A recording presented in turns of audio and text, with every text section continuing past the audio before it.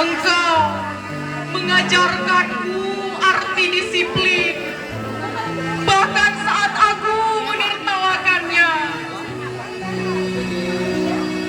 Engkau menunjukkan kasih tanpa suara, bahkan ketika aku tak pantas menerimanya.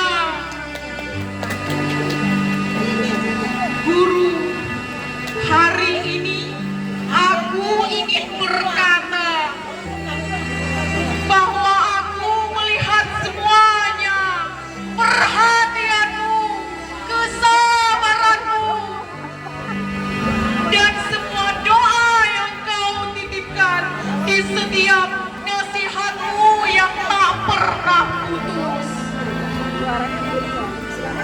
Maafkan aku jika dulu hanya mampu membuatmu resah. Hari ini